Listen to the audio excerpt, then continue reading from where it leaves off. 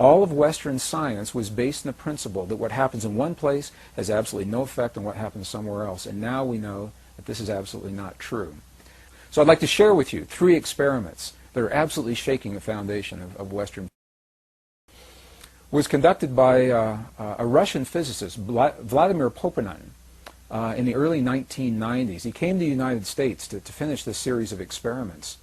And what Poponin did was he wanted to investigate the relationship between human DNA and the stuff our world is made out of, little packets of energy that we call photons, little particles of light, if you want to think of them that way. So the experiment consisted of taking a tube, a glass tube, drawing all call a vacuum, implying that there's nothing left in this tube. However, we know that there's still something left, these little particles of light. So Poponin measured the particles to see how they were distributed. Did they fly all over the place inside the tube, or were they all accumulated at the bottom, or what happened with them? And the results of this part of the experiment were not surprising, because the little particles of light, the photons, were completely random, and this is what they expected. The next part of the experiment is where this gets really, really interesting, because they placed some human DNA into this tube.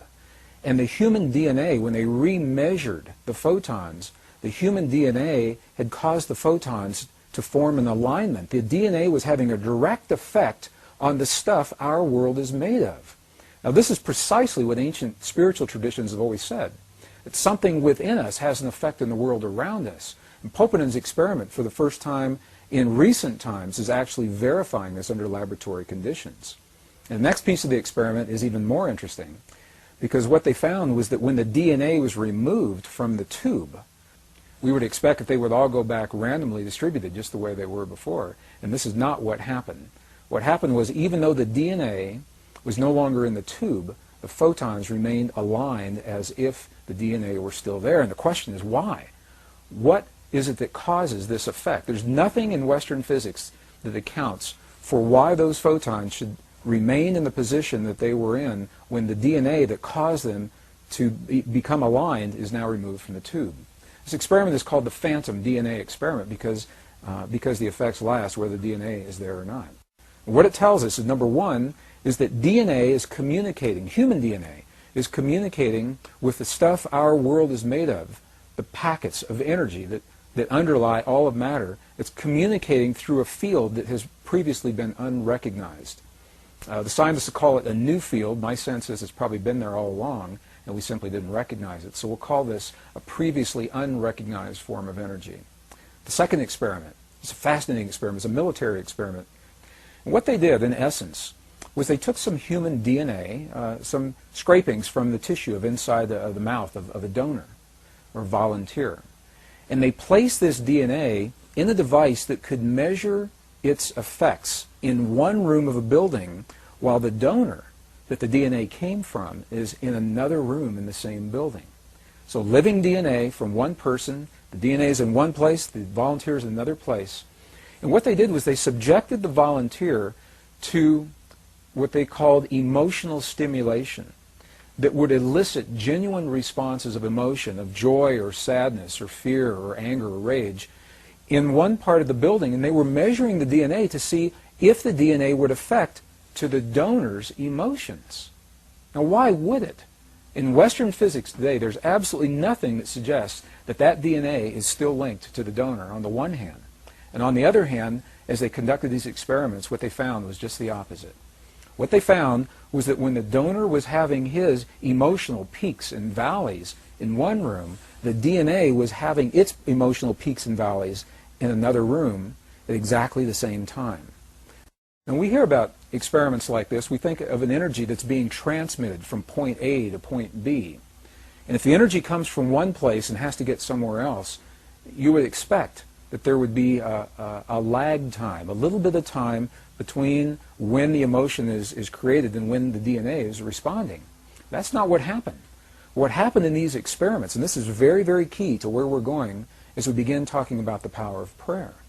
What happened in these experiments is that the effects were simultaneous. They were instantaneous.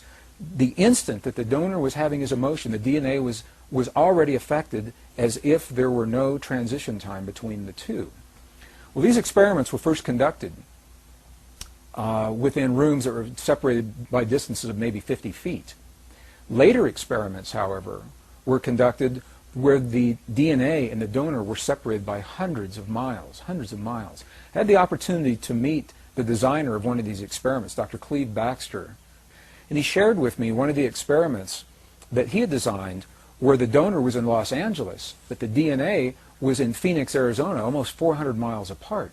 And the effects were precisely the same. Whether they're in the same building or separated by 400 miles, the effect is instantaneous. This opens the door to all kinds of possibilities as to how that DNA remained linked to the donor. What it says to us, once again, is that we're communicating with DNA through our emotions, and that whether the DNA is within our bodies or we're separated by distances of hundreds of miles, the effect is the same. We call this a non-local energy. It means it's everywhere all the time because the energy doesn't have to travel from point A to point B.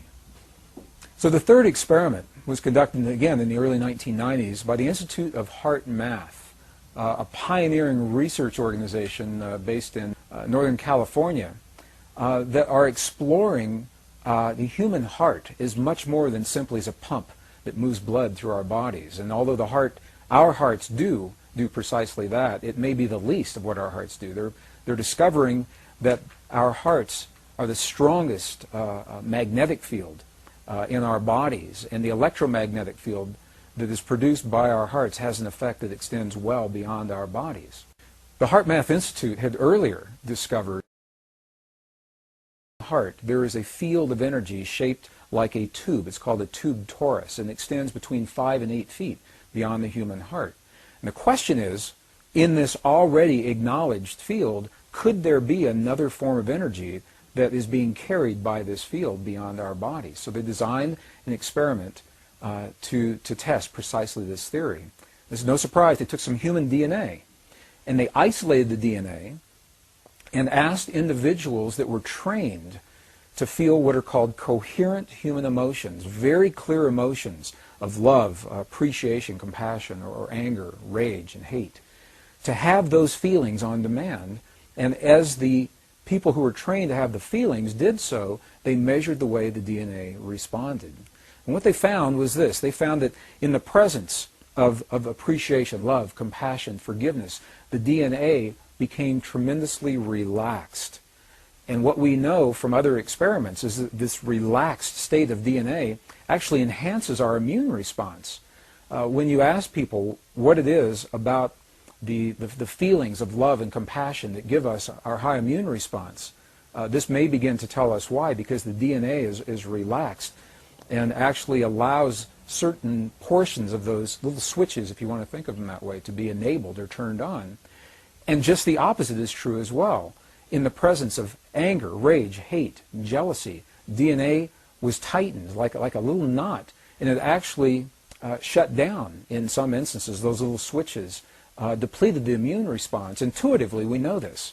We know that when people live in rage, that depresses those portions of our bodies, and just the opposite, love, compassion, understanding, forgiveness, that those kinds of things are enhanced. And now, perhaps for the first time, these experiments are beginning to help us to understand why. It's the effect of human emotion on what is called the conformation, or the shape of the DNA in our bodies. And what these experiments showed, and what the lab results, the lab notes in the published papers actually described, was that very specific kinds of human emotion have the power to change the shape of the DNA in our bodies. This is an amazing thing to say, because what it says is that on demand, when we choose to elicit very specific kinds of feelings and emotions inside of our bodies, we actually have the power to change the way the DNA functions in our bodies. This is the beginning of an internal technology, perhaps a very ancient technology that was described in languages of our past that we're only beginning. Well, each of these three experiments was interesting unto itself. In some instances, the researchers were not aware of the experiments that the other laboratories were doing. And these experiments are only representative, have been conducted along the same lines, giving the same kinds of results. When you put them all together, however, rather than being interesting, isolated experiments, they begin to tell a story. And the story looks something like this. The first experiment, Vladimir Poponin's experiment, said that the DNA in our bodies has a direct effect on our world, on the physical stuff our world is made of on the energetic level. The last experiment shows that human emotion has the ability to change the DNA that's having an effect on the world around us. And the middle experiment, the one that was conducted by the United States Army, shows that whether we're in the same building or 400 miles apart, the effect is the same. We're not bound by space and time. And as a matter of fact, the results of the experiments are saying precisely this, that you and I have a power within our bodies that is not bound by the laws of physics the way we understand them today. That something within us linked directly to the emotion of our bodies, thoughts, feelings, our prayers, our beliefs, transcends the limits of time and space the way we begin to understand them today.